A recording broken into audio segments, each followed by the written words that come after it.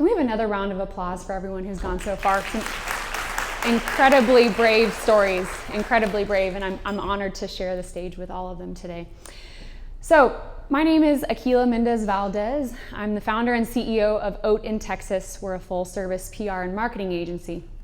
But I didn't grow up in the glamorous world of PR and marketing, although it's not that glamorous. It's a lot of work behind a laptop. I grew up on a farm in the middle of nowhere in Indiana, a long ways away from San Antonio, Texas. So today I'm going to share with you some lessons that I have learned from my father, the farmer. First of all, I want everybody to be honest. When I said my dad's a farmer, how many of you thought he looks like this? Anybody? Okay, a couple of you are being honest. This is my dad. No, I'm just kidding. He actually does not own a pair of overalls, I'm proud to say. But this is my dad. Admire the mullet.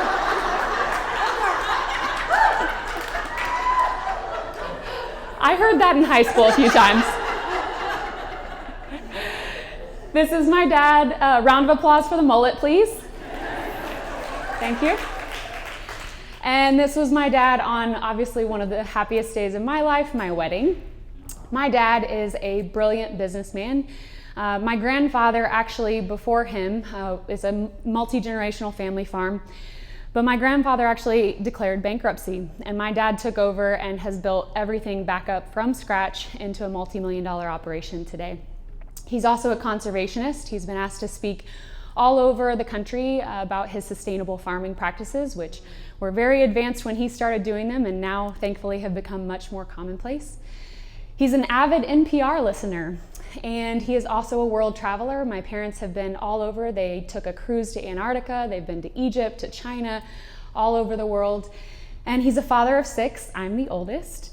He's a husband of 37 years. And if we have ever been on a trip in our entire lives, if there was a plaque, you can bet he read it.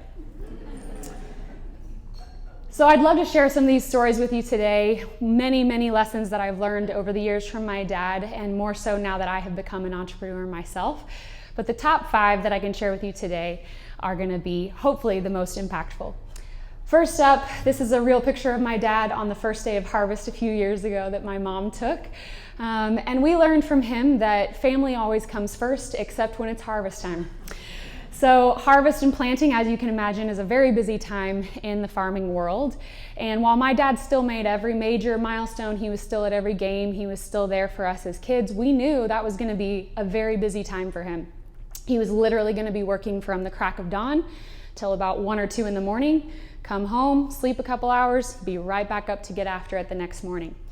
So I think as women in particular, when we're in business, we feel like we have to give every facet of our life 100%. We feel like if we give 100% to our business, we're not doing it right. We're doing an injustice to our children or to our husband or to any other roles and responsibilities that we have. But I'd like to encourage you today to give yourself a little bit more grace, a little bit more empathy. That quite frankly, you can't do it all, and you have to be willing in some seasons of life to give 100% to your business, to understand that you're going to have to ask your family to make some sacrifices for you. And then there will also be times where you need your team at work to be able to step up for you when you have a season where your kids need you, your family needs you, your parents need you, right? That's just life. And that's how we as entrepreneurs get to form our businesses in a way that we allow ourselves to have the busy seasons here and the busy seasons here, but we know that we cannot give everything everywhere all at once. Number 2, when you're mad, kick something, not someone. My dad ran a detasseling cruise when we were growing up, and if you didn't grow up in the Midwest, you might not know what corn detasseling is, but for the purposes, a few nodding heads, for the purposes of this talk, all you really need to know is that it's pretty high up there on the most miserable jobs ever. But it is walking in the cornfields day after day, mile after mile, and you're pulling the tassels or the top of the corn off of the plant, tossing it on the ground. You don't need to know why they do that. It's fine. We don't need to know for today. But my dad ran kid crews with teenagers back in the day, and we would help as his kids to help run these crews.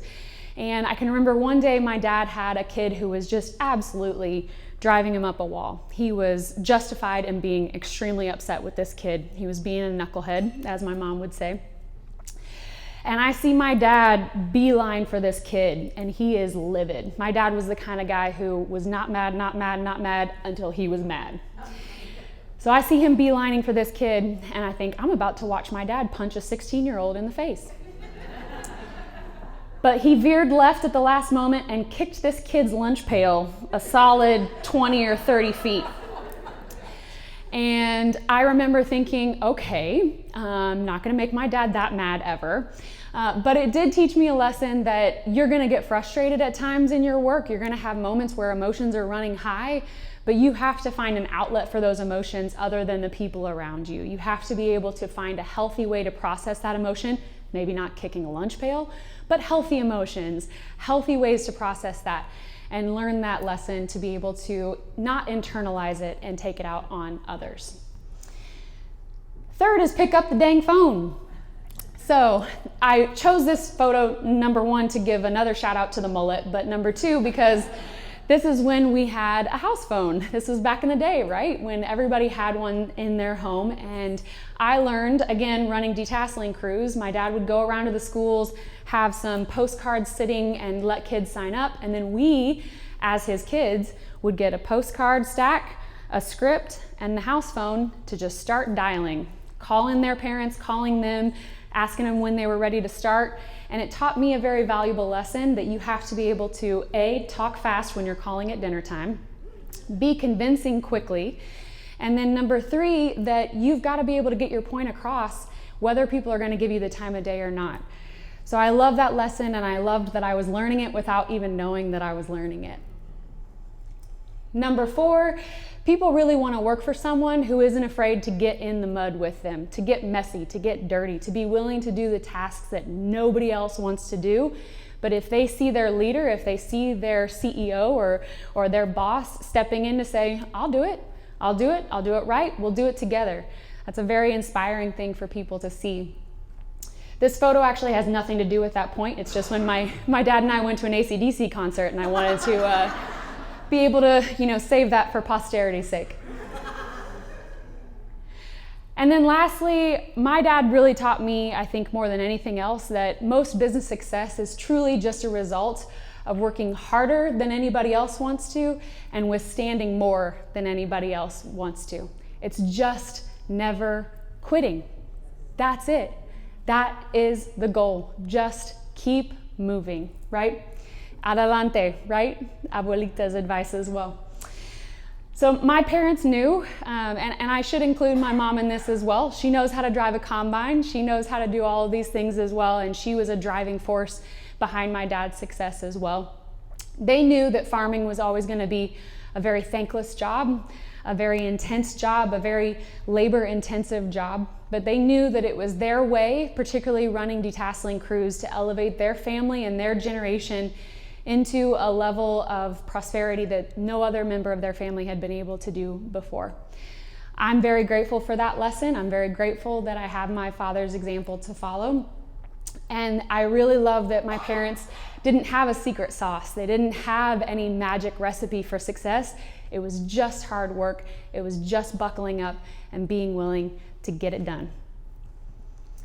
So thank you very much for your time today. I really hope that you are able to take away some lessons, and I encourage you to be able to build a business that a farmer would be proud of. And I also have to give a shout out that this is my Father's Day gift from my dad. So Dad, if you're watching, I love you.